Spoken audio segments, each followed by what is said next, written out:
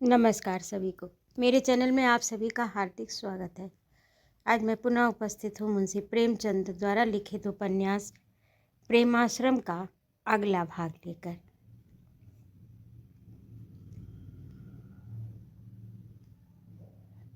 कदाचित किसी सेनापति को रण क्षेत्र में इतना महत्वपूर्ण और निश्चयकारी अवसर न प्रतीत होगा जितना इस समय ज्ञान शंकर को मालूम हो रहा था।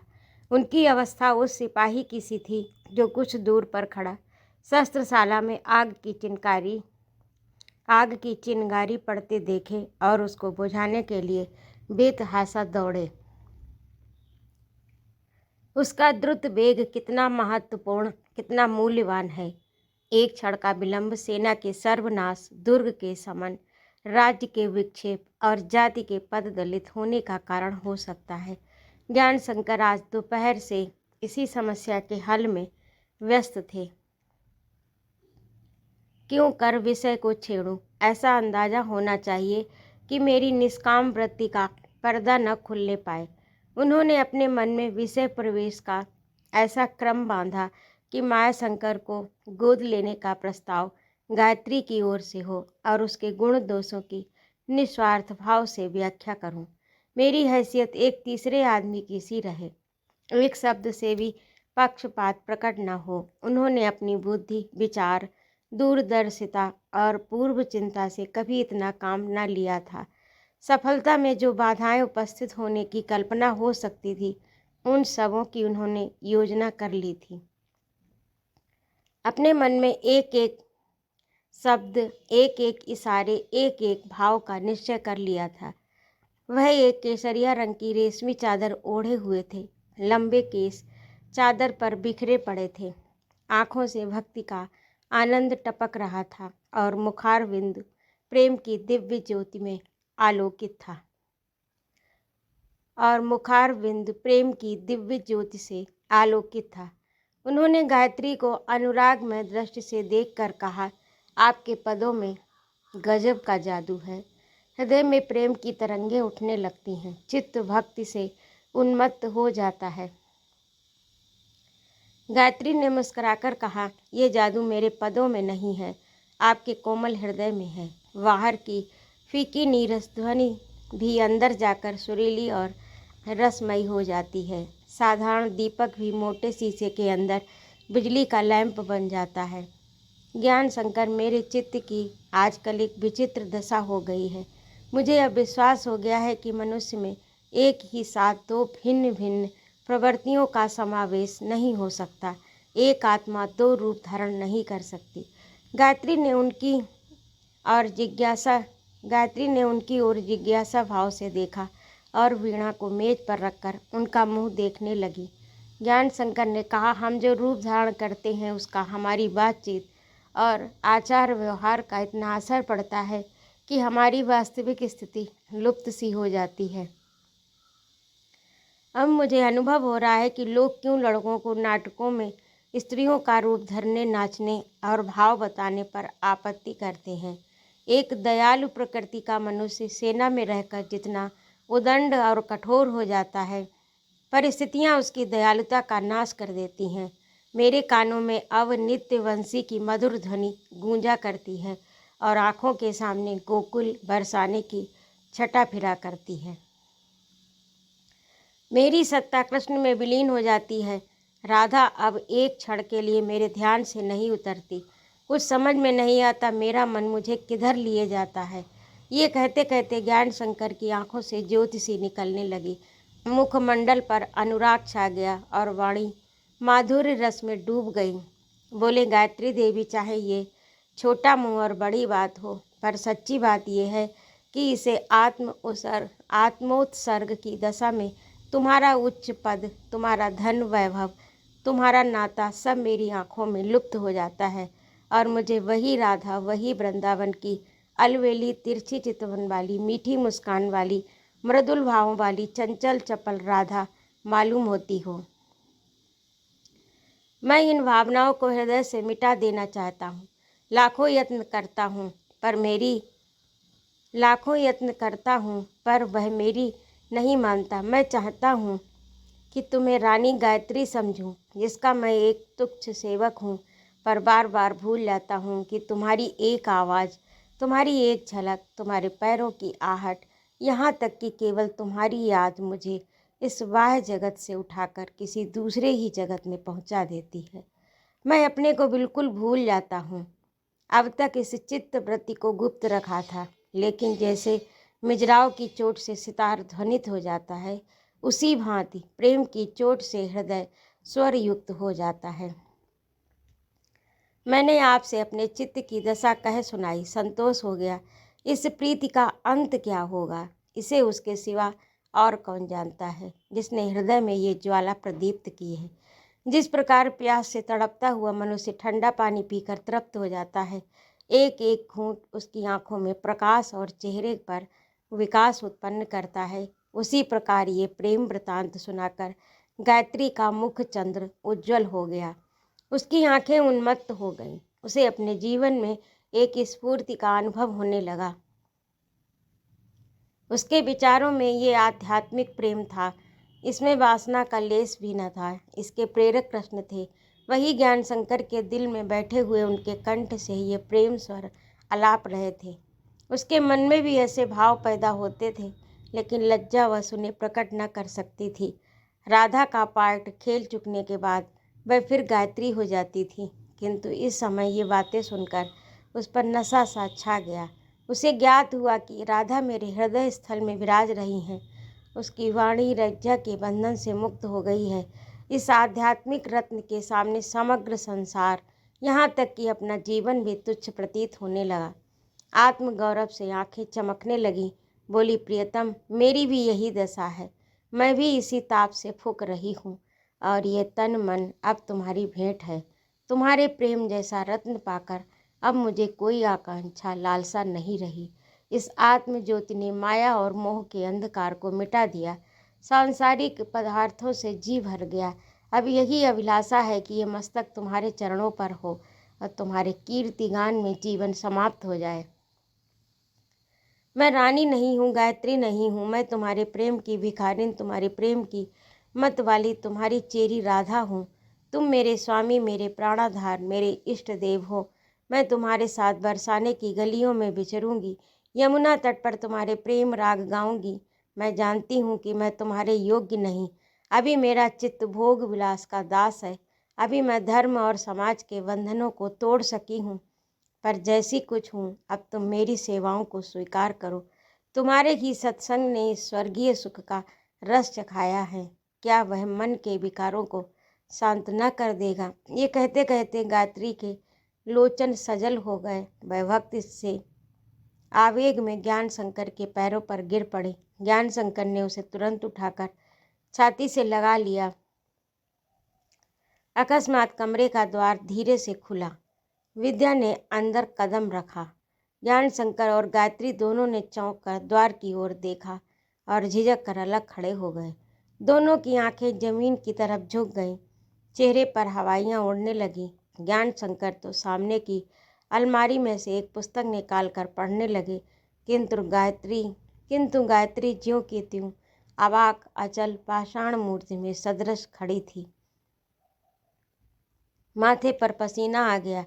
जी चाहता था धरती फट जाए और मैं उसमें समा जाऊं। वह कोई बहाना, कोई हीला न कर सकी। आत्मग्लानि ने दुस्साहस का स्थान ही न छोड़ा था। उसे फर्श पर मोटे अक्षरों में ये शब्द लिखे हुए दिखते थे, अब तू कहीं की न रही, तेरे मुख में कालिख पुत गई। यही विचार उसके हृदय को आंदोलित कर रहा था। यही ध्वनि कानों में आ रही थी। वह बिलक बिलक कर रोने लगी। अभी एक क्षण पहले उसकी आंखों में आत्माभिमान बरस रहा था, पर इस वक्त उससे दीन, उससे दलित प्राणी संसार में न था। क्षण मात्र में उसकी भक्ति के स्वच्छ जल के नीचे कीचड़ था।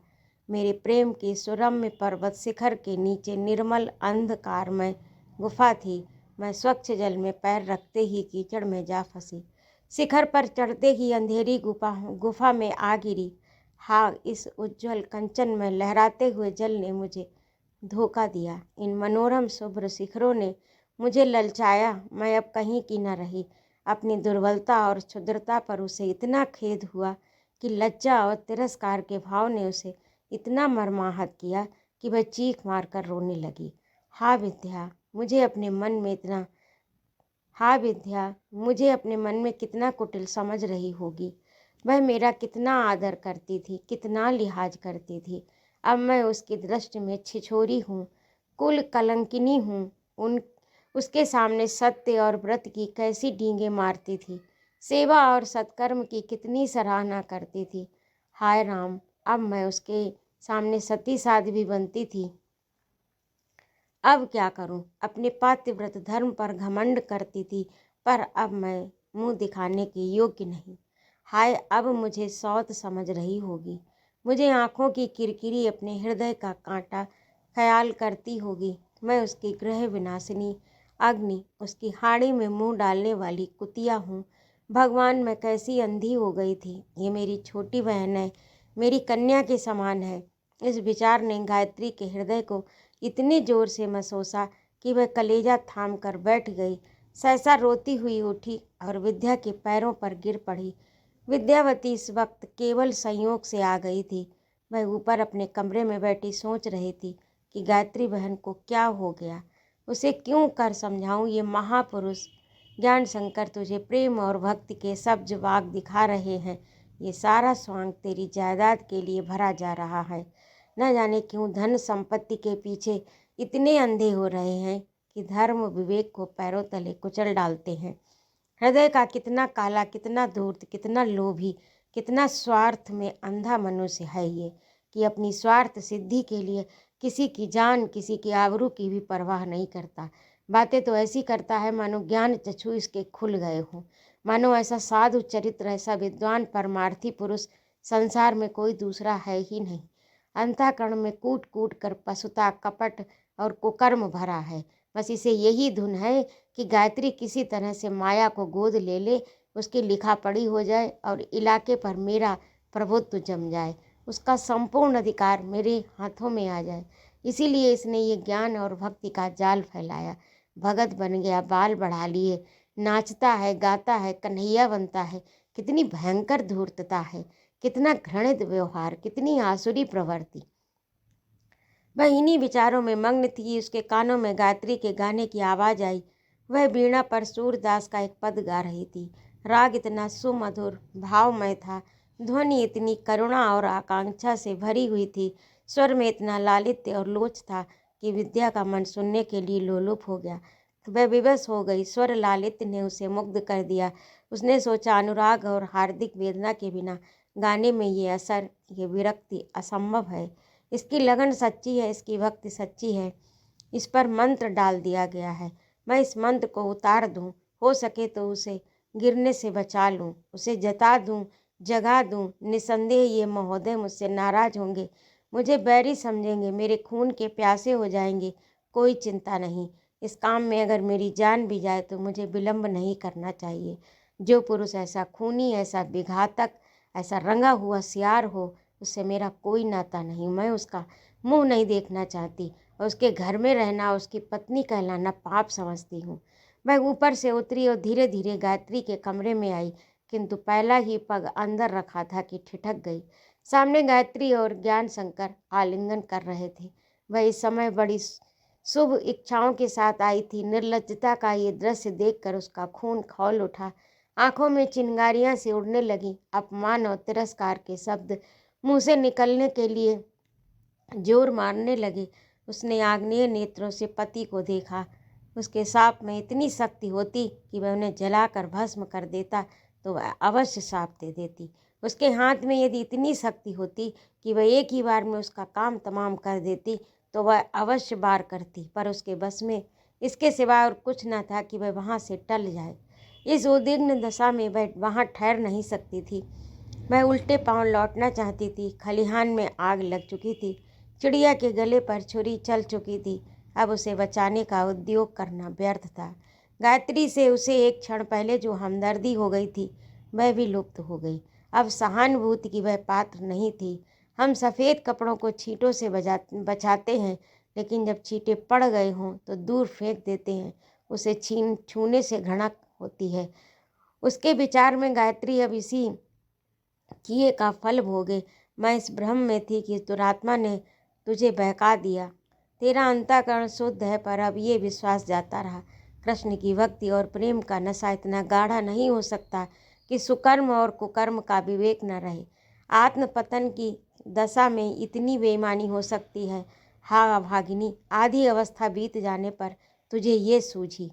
जिस पति को तू देवता समझती थी, जिसकी पवित्र स्मृति की तू उपासना करती थी, जिसका नाम लेते ही आत्मगौरव से तेरे मुख पर लाली छा जाती थी, उसकी आत्मा को तूने यूं भ्रष्ट किया, उसकी मिट्टी तूने यूं खराब की। किंतु जब उसने गायत्री को सिर झुकाकर चीख चीख कर रोते देखा तो उसका हृदय नम्र हो गया, और जब गायत्री आकर पैरों पर गिर पड़ी तब स्नेह और भक्ति के आवेश से आतुर होकर वह बैठ गई और गायत्री का सिर उठाकर अपने कंधे पर रख लिया। दोनों बहनें रोने लगीं, एक ग्लानि दूसरी प्रेम प्रेम से। अब तक ज्ञान शंकर दुविधा में खड़े थे, विद्या पर कुपित हो रहे थे, पर जवान से कुछ कहने का साहस न था। उन्हें शंका हो रही थी कहीं ये शिकार फंदा तोड़कर भाग न जाए। गायत्री के रोने धोने पर उन्हें बड़ा क्रोध आ रहा था। जब तक गायत्री अपनी जगह पर खड़ी रोती रही तब तक उन्हें आशा थी कि वह इस चोट की दवा हो सकती है, लेकिन जब गायत्री जाकर विद्या के पैरों में गिर पड़ी तो दोनों बहनें गले मिलकर रोने लगीं। तब वह अधीर हो गए। अब चुप रहना, जीती जिताई बाजी को हाथ से खोना, जाल में फंसे हुए शिकार को भगाना था। उन्होंने कर्कश स्वर से विद्या से कहा, तुमको बिना आज्ञा किसी के कमरे में आने का क्या अधिकार है? विद्या कुछ न बोली। गायत्री ने उसकी गर्दन और जोर से पकड़ ली, मानो डूबने से बचने का यही एकमात्र सहारा है। ज्ञान शंकर ने और रोष में आकर कहा, तुम्हारे यहाँ आने की कोई ज़रूरत नहीं। तुम्हारा कल्याण इसी में है कि तुम इसी दम यहाँ से चली जाओ, और मैं तुम्हारा हाथ पकड़कर बाहर निकाल देने पर मजबूर हो जाऊँगा। नहीं तो मैं तुम्हारा हाथ पकड़कर बाहर निकाल देने पर मजबूर हो जाऊँगा। तुम कई बार मेरे मार्ग का कांटा बन चुकी हो, लेकिन अब की बार मैं तुम्हें हमेशा के लिए रास्ते से हटा देना चाहता हूँ। विद्या ने त्रिपुरियाँ बदल कर कहा, मैं अपनी बहन के पास आई हूँ। जब तक वह मुझे जाने को ना कहेंगी मैं ना जाऊंगी। ज्ञान शंकर ने गरज कर कहा, चली जा, नहीं तो अच्छा ना होगा। विद्या ने निर्भीकता से उत्तर दिया, कभी नहीं, तुम्हारे कहने से नहीं। ज्ञान शंकर क्रोध से कांपते हुए विद्या के पास आए और चाहा कि झपट कर उसका हाथ पकड़ लूं, और गायत्री खड़ी हो गई और गर्व से बोली, मेरी समझ में नहीं आता कि आप इतने क्रुद्ध क्यों हो रहे हैं। मुझसे मिलने आई है और मैं अभी न जाने दूंगी। गायत्री की आंखों में अब भी आंसू थे, गला अभी तक थरथरा रहा था, सिसकियां ले रही थी, पर ये विगत जलोद्वेग के लक्षण थे। अब सूर्य निकल आया था, वह फिर अपने आपे में आ चुकी थी। उसका स्वाभाविक अभिमान फिर जागृत हो गया। ज्ञान शंकर ने कहा, गायत्री देवी, तुम अपने को बिल्कुल भूल ही जाती हो। मुझे अत्यंत खेद है कि वर्षों की भक्ति और प्रेम की वेदी पर समर्पण करके भी तुम ममत्व के बंधनों में जकड़ी हो। याद करो तुम कौन हो, सोचो मैं कौन हूँ। सोचा मेरा और तुम्हारा क्या संबंध है? क्या तुम इस पवित्र संबंध को इतना जीर्ण समझ रही हो कि इसे वायु और प्रकाश से भी बचाया जाए? वह एक आध्यात्मिक संबंध है, अटल और अचल है, कोई पार्थिव शक्ति उसे तोड़ नहीं सकती। कितने शोक की बात है कि हमारे आत्मिक ऐक्य से भली भांति परिचित होकर भी तुम मेरी इतनी अवहेलना कर रही हो। क्या मैं ये समझ लूँ कि तुम इतने दिनों तक केवल गुड़िया का खेल खेल रही थी? अगर वास्तव में यही बात है तो तुमने मुझे कहीं का न रखा। मैं अपना तन मन धर्म कर्म सब प्रेम की भेंट कर चुका हूँ। मेरा विचार था कि तुमने भी सोच समझकर प्रेम पथ पर पग रखा है और उसकी कठिनाइयों को जानती हो। प्रेम का मार्ग कठिन है, दुर्गम है, अपार है। यहाँ बदनामी है, कलंक है, यहाँ लोक निंदा और अपमान है, लांछन है, व्यंग है। यहाँ वही धाम पर पहुँचता है जो दुनिया से मुंह मोड़े, संसार से नाता तोड़े। इस मार्ग में सांसारिक संबंध पैरों की बेड़ी हैं, उसे तोड़े बिना एक पग भी रखना असंभव है। यदि तुमने परिणाम का विचार नहीं किया और केवल मनोविनोद के लिए चल खड़ी हुई तो तुमने मेरे साथ घोर अन्याय किया। इसका अपराध तुम्हारी गर्दन पर होगा। यद्यपि ज्ञान शंकर मनोभावों को गुप्त रखने में सिद्ध हस्त थे, पर इस समय उनका खिसियाया हुआ चेहरा उनकी इस सार गर्भित प्रेम व्याख्या का पर्दा खोल देता था। मुलम्मे की अंगूठी ताव खा चुकी थी। इससे पहले ज्ञान शंकर के मुँह से ये बातें सुनकर कदाचित गायत्री रोने लगती और ज्ञान शंकर के पैरों पर गिरकर क्षमा मांगती, नहीं बल्कि ज्ञान शंकर की अभक्ति पर से शब्द स्वयं उसके मुँह से निकलते। लेकिन वह नशा हिरन हो चुका था। उसने ज्ञान शंकर के मुँह की तरफ उड़ती हुई निगाह से देखा। वहाँ भक्ति का रोगन न था। नट के लंबे केस, भड़कीले वस्त्र उतर चुके थे। वह मुख श्री जिस पर दर्शक गण लट्टू हो जाते थे और जिसका रंगमंच करतल ध्वनि से स्वागत किया करता था, क्षीण हो गया था। जिस प्रकार कोई सीधा साधा देहाती एक बार ताश वालों के दल में आकर फिर उसके पास खड़ा भी नहीं होता, कहीं उनके बहकाव में ना आ जाए, उसी प्रकार गायत्री भी यहाँ से दूर भागना चाहती थी। उसने ज्ञान शंकर को कुछ उत्तर न दिया और विद्या का हाथ पकड़े द्वार की ओर चली। ज्ञान शंकर को ज्ञात हो गया कि मेरा मंत्र न चला। उन्हें क्रोध आया, मगर गायत्री पर नहीं, अपनी विफलता और दुर्भाग्य पर। शोक मेरी 7 वर्षों की अविश्रांत तपस्याएं निष्फल हुई जाती हैं। जीवन की आशाएं सामने आकर रूठी जाती हैं। क्या करूं? उन्हें क्यों कर मनाऊं? मैंने अपनी आत्मा का कितना अत्याचार किया, कैसे कैसे षड्यंत्र रचे। इसी एक अभिलाषा पर अपना दीन ईमान न्यौछावर कर दिया। मैं सब कुछ किया जो करना चाहिए था। नाचना सीखा, नकल की स्वांग भरे, पर सारे प्रयत्न निष्फल हो गए। राय साहब ने सच कहा था कि संपत्ति तेरे भाग्य में नहीं, तेरा मनोरथ कभी पूरा नहीं होगा। ये अभिलाषा चिता पर मेरे साथ जलेगी। गायत्री की निष्ठुरता भी कुछ कम हृदय विदारक न थी। ज्ञान शंकर को गायत्री से सच्चा प्रेम न सही, पर उसके रूप लावण्य पर मुग्ध अवश्य थे। उसकी प्रतिभा, उदारता, स्नेहशीलता, बुद्धिमत्ता, सरलता उन्हें अपनी ओर खींचती थी। अगर एक ओर गायत्री होती और दूसरी ओर उसकी जायदाद, और ज्ञान शंकर के से कहा जाता कि तुम इन दोनों में से जो चाहें ले लो, तो अवश्य संभावी था कि वह उसकी जायदाद पर ही लपकते। लेकिन उसकी जात से अलग होकर उसकी जायदाद लवणहीन भोजन के समान थी। वही गायत्री उनसे मुंह फेर कर चली जाती थी। इन क्षोभ युक्त विचारों ने ज्ञान शंकर के हृदय को मसोसा कि उनकी आंखें भर आईं। वह कुर्सी पर बैठ गए और दीवार की तरफ मुंह फेर कर रोने लगे।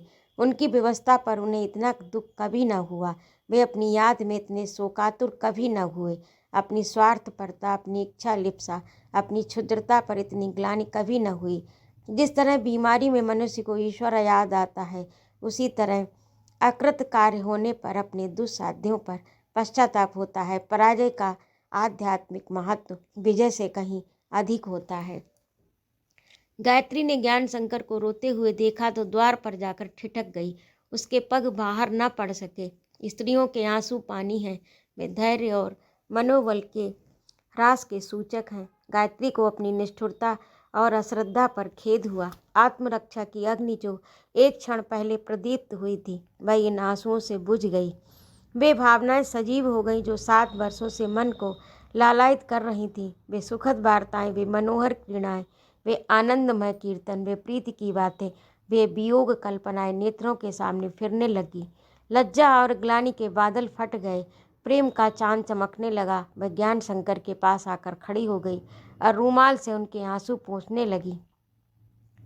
प्रेमानुराग से बेहल होकर उसने अपना मस्तक प्रेमानुराग से विहल होकर उसने उनका मस्तक अपनी गोद में रख लिया और उन अश्रुप्लावित नेत्रों से उसे प्रेम का अथाह सागर लहरें मारता हुआ नजर आया। यह सुख कमल प्रेम सूर्य की किरणों से विकसित हो रहा था। उसने उनकी तरफ सतृष्ण नेत्रों से देखा, उनसे प्रार्थना भरी हुई नेत्रों से देखा, उनसे क्षमा प्रार्थना भरी हुई थी। उसने उनकी तरफ सतृष्ण नेत्रों से देखा, उनमें क्षमा प्रार्थना भरी हुई थी। मानो वह कह रही थी, हाँ, मैं कितनी दुर्बल, कितनी श्रद्धाहीन हूँ, कितनी जड़ भक्त हूँ।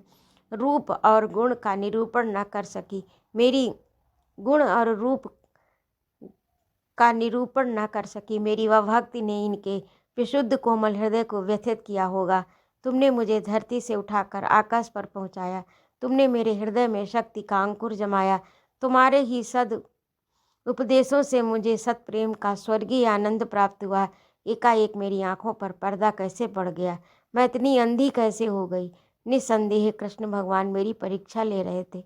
मैं उसमें अनुत्तीर्ण हो गई। उन्होंने मुझे प्रेम कसौटी पर कसा और मैं खोटी निकली। मेरी 7 वर्षों की तपस्या एक क्षण में भंग हो गई। मैंने उस पुरुष पर संदेह किया जिसके हृदय में कृष्ण का निवास है, जिसके कंठ में मुरली की ध्वनि है। राधा, तुमने क्यों मेरे दिल पर से अपना जादू खींच लिया? मेरे हृदय में आकर बैठो और मुझे धर्म का अमृत पिलाओ। ये सोचते सोचते गायत्री की आंखें अनुरक्त हो गई। वह कंपित स्वर से बोली, भगवान, तुम्हारी चेरी तुम्हारे सामने हाथ बांधे खड़ी अपने अपराधों की क्षमा मांगती है। ज्ञान शंकर ने उसे चुभती हुई दृष्टि से देखा और समझ गए कि मेरे आंसू काम कर गए। इस तरह चौंक पड़े मानो नींद से जगे हों और बोले, राधा, गायत्री, मुझे क्षमा दान दीजिए। ज्ञान, तुम मुझसे क्षमा दान मांगती हो? ये तुम्हारा अन्याय है। तुम प्रेम की देवी, वात्सल्य की मूर्ति, निर्दोष निष्कलंक। ये मेरा दुर्भाग्य है कि तुम इतनी अस्थिर चित्त हो। प्रेमियों के जीवन में सुख कहाँ? तुम्हारी अस्थिरता ने मुझे संज्ञाहीन कर दिया। मुझे अब भी भ्रम हो रहा है कि गायत्री देवी से बातें कर रहा हूँ या राधा रानी से। मैं अपने आप को भूल गया हूँ। मेरे हृदय को ऐसा आघात पहुँचा कि कह नहीं सकता। ये घाव कभी भरेगा या नहीं? जिस प्रेम और भक्ति को मैं अटल समझता था, वह बालू की भीति से भी ज़्यादा पोली निकली। उस पर मैंने जो आशालता आरोपित की थी, जो बाग लगाया था, वह सब जलमग्न हो गया। आह, मैं कैसे कैसे मनोहर स्वप्न देख रहा था। सोचा था ये प्रेम वाटिका कभी फूलों से लहराएगी। हम और तुम सांसारिक माया जाल को हटाकर वृंदावन के किसी शांति कुंज में बैठे हुए भक्ति का आनंद उठाएंगे। अपनी प्रेम ध्वनि से वृक्ष कुंजों को गुंजित कर देंगे। हमारे प्रेम गान से कालिंदी की लहरें प्रतिध्वनित हो जाएंगी। मैं कृष्ण का चाकर बनूंगा, तुम उनके लिए पकवान बनाओगी।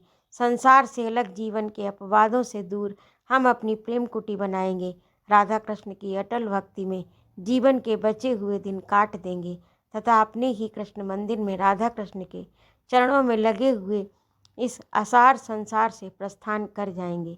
इसी सद उद्देश्य से मैंने आपकी रियासत की यहाँ की पूरी व्यवस्था की। इसी सद उद्देश्य से मैंने आपकी रियासत की और यहाँ की पूरी व्यवस्था की।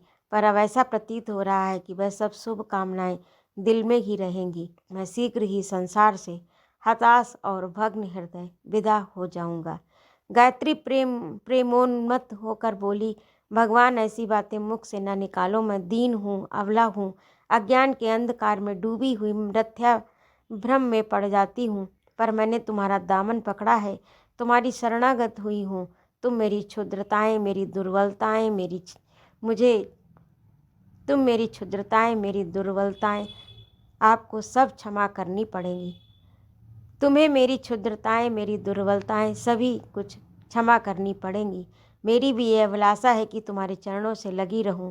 मैं भी संसार से मुख मोड़ लूँगी, सबसे नाता तोड़ लूँगी।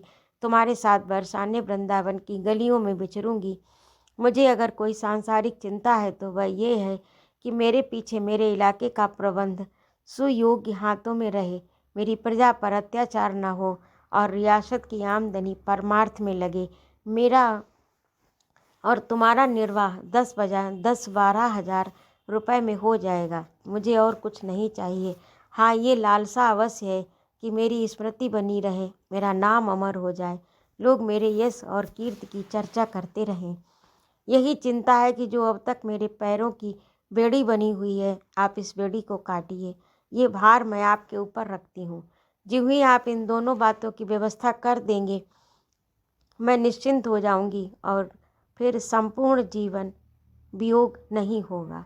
मेरी तो ये राय है कि एक ट्रस्ट कायम कर दीजिए। मेरे पतिदेव की भी यही इच्छा थी। ज्ञान शंकर, ट्रस्ट कायम करना तो आसान है, पर मुझे आशा नहीं है कि उससे आपका उद्देश्य पूरा हो।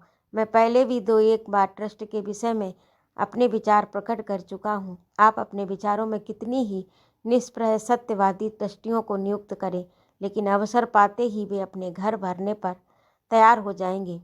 मानव स्वभाव बड़ा ही विचित्र है। आप किसी के विषय में विश्वस्त रीति से नहीं कह सकती कि उसकी नीयत कब डामाडोल होगी। वह सन्मार्ग से कभी विचलित नहीं होगा किसी के विषय में विश्वस्त रीत से आप से नहीं कह सकती कि उसकी नीयत कभी डावाडोल न होगी, वह सन्मार्ग से कभी विचलित नहीं होगा। हम तो वृंदावन में बैठे रहेंगे, यहाँ प्रजा पर नाना प्रकार के अत्याचार होंगे, कौन उनकी फरियाद सुनेगा। सदाव्रत की रकम नाच मुजरे में उड़ेगी, रासलीला की रकम गार्डन पार्टियों में खर्च होगी, मंदिर की सजावट के सामान ट्रस्टियों के दीवान खाने में नजर आएंगे, साधु महात्माओं के सत्कार के बदले यारों की दावतें होंगी। आपको यश की जगह अपयश मिलेगा। यूँ तो कहिए कि आपकी आज्ञा का पालन कर दूं, लेकिन ट्रस्टियों पर मुझे जरा भी विश्वास नहीं। आपका उद्देश्य इसी दशा में पूरा होगा जब रियासत किसी ऐसे व्यक्ति के हाथों में हो जो आपको अपना पूज्य समझता हो, जिसे आपसे श्रद्धा हो, जो आपका उपकार माने, जो दिल से आपकी शुभ इच्छाओं का आदर करता हो, जो स्वयं आपके ही रंग में रंगा हो, जिसके हृदय में दया और प्रेम हो। ये सब गुण उसी मनुष्य में हो सकते हैं जिसे आपसे पुत्रवत प्रेम हो, जो आपको अपनी माता समझता हो। अगर आपको ऐसा कोई लड़का नजर आए तो मैं सलाह दूंगा कि उसे गोद ले लीजिए। उससे उत्तम मुझे और कोई व्यवस्था नहीं सोचती। संभव है कि कुछ दिनों तक हमको उसकी देख रेख करनी पड़े, किंतु उसके बाद हम स्वच्छंद हो जाएंगे। तब हमारे आनंद और बिहार के दिन होंगे। मैं अपनी प्यारी राधा के गले में प्रेम का हार डालूंगा, उसे प्रेम के राग सुनाऊंगा। दुनिया की कोई चिंता, कोई उलझन, कोई झोंका हमारी शांति में विघ्न न डाल सकेगा। गायत्री पुलकित हो गई। उस आनंदमय जीवन का दृश्य उसकी कल्पना में सजीव हो गया। उसकी तबीयत लहराने लगी। इस समय उसे अपने पति की वह वसीयत याद न रही जो उन्होंने जायदाद का प्रबंध करने के विषय में की थी और जिसका विरोध करने के लिए वह ज्ञान शंकर से कई बार गर्म हो पड़ी थी। वह ट्रस्ट के गुण दोष पर स्वयं कुछ विचार न कर सकी। ज्ञान शंकर का कथन निश्चय वाचक था। ट्रस्ट पर से उसका विश्वास उठ गया। बोली, आपका कहना यथार्थ है। ट्रस्टियों का क्या विश्वास है। आदमी किसी मन में तो बैठ नहीं सकता। आदमी किसी के मन में तो बैठ नहीं सकता। अंदर का हाल कौन क्या जाने। वह 2-3 मिनट तक विचार में मग्न रही। सोच रही थी, ऐसा कौन लड़का है जिसे मैं गोद ले सकूं। मन ही मन सगे संबंधी कुटुंबियों का दिग्दर्शन किया, लेकिन समस्या हल न हुई। लड़के थे, एक नहीं अनेक, लेकिन किसी न किसी कारण से वह गायत्री को न जचते थे। सोचते सोचते सहसा वह चौंक पड़ी और माया शंकर का नाम उसकी जबान पर आते आते रह गया। ज्ञान शंकर ने अब तक अपनी मनोवांछा को ऐसा गुप्त रखा था और अपने आत्मसम्मान की ऐसी धाक जमा रखी थी कि पहले तो माया शंकर की ओर गायत्री का ध्यान ही न गया, और जब गया तो उसे अपना विचार प्रकट करते हुए भय होता था कि कहीं ज्ञान शंकर के मर्यादाशील हृदय को चोट न लगे। हालांकि ज्ञान शंकर का इशारा साफ था कि गायत्री इस समय वह नशा जो शराब पानी में भेद नहीं कर सकता। उसने कई बार हिम्मत की जिक्र छेड़ू, किंतु ज्ञान शंकर के चेहरे से ऐसा निष्काम भाव झलक रहा था कि उसकी जबान न खुल सकी। माया शंकर की विचारशीलता, सच्चरित्रता, बुद्धिमत्ता आदि अनेक गुण उसे याद आने लगे। उससे अच्छे उत्तराधिकारी की वह कल्पना भी न कर सकती थी। ज्ञान शंकर उसको असमंजस में देख कर बोले, आया कोई लड़का ध्यान में। गायत्री सकुचाती हुई बोली, जी हाँ आया तो, पर मालूम नहीं आप उसे पसंद करेंगे या नहीं। इससे अच्छा चुनाव नहीं कर सकती। ज्ञान शंकर, सुनूं तो कौन है। गायत्री, वचन दीजिए कि आप उसे स्वीकार करेंगे। ज्ञान शंकर के हृदय में गुदगुदी होने लगी। बोले, बिना जाने बूझे मैं ये वचन नहीं दे सकता। गायत्री, मैं जानती हूँ आपको उसमें आपत्ति होगी और विद्या तो किसी प्रकार से राजी नहीं होगी, लेकिन इस बालक के सिवा मेरी नज़र किसी और पर नहीं पड़ती है। ज्ञान शंकर अपने मनोल्लास को छिपाए हुए बोले, सुनूं तो किसका भाग्य सूर्य उदय हुआ है। गायत्री, बता दूं, बुरा तो न मानिएगा। ज्ञान, जरा भी नहीं, कहिए तो। गायत्री, माया शंकर। ज्ञान शंकर इस तरह चौंक पड़े मानो कानों के पास कोई बंदूक छूट गई हो। विस्मित नेत्रों से देखा और उस भाव से बोले मानो उसने दिल्लगी की है। माया शंकर। गायत्री, हाँ, आप वचन दे चुके हैं, अब आपको मानना पड़ेगा।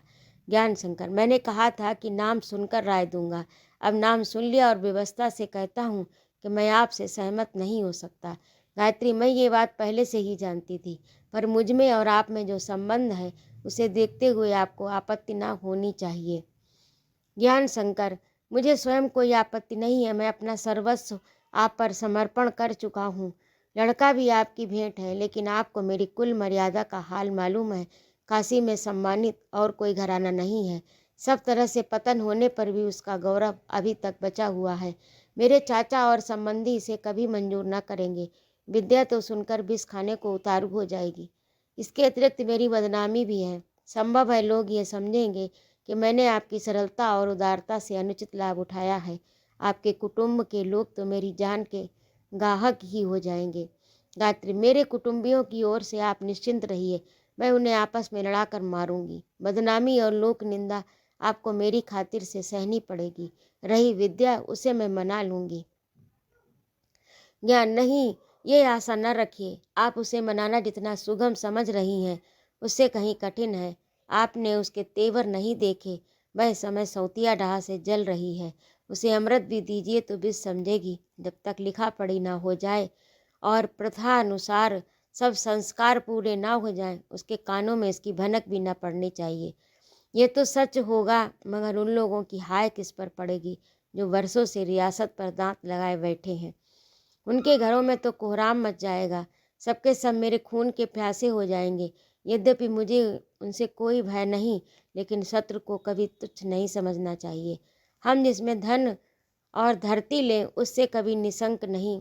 हम जिससे धन और धरती लें, उससे कभी निशंक नहीं रह सकते।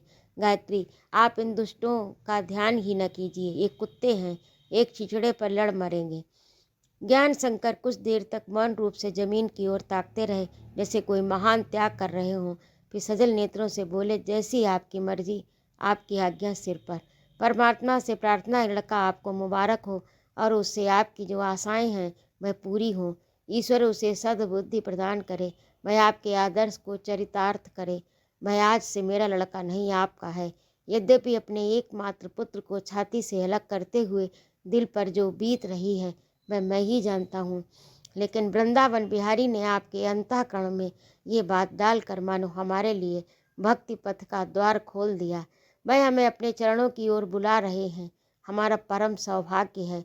गायत्री ने ज्ञान शंकर का हाथ पकड़कर कहा, कल ही किसी पंडित से शुभ मुहूर्त पूछ लीजिए। तो ये था आज का भाग। आपको कैसा लगा कमेंट करके अवश्य बताइएगा। और यदि आपको मेरा कहानी सुनाना अच्छा लगा हो तो कृपया मेरे चैनल को सब्सक्राइब अवश्य करें। सुनने के लिए बहुत बहुत धन्यवाद। जय माँ भारती।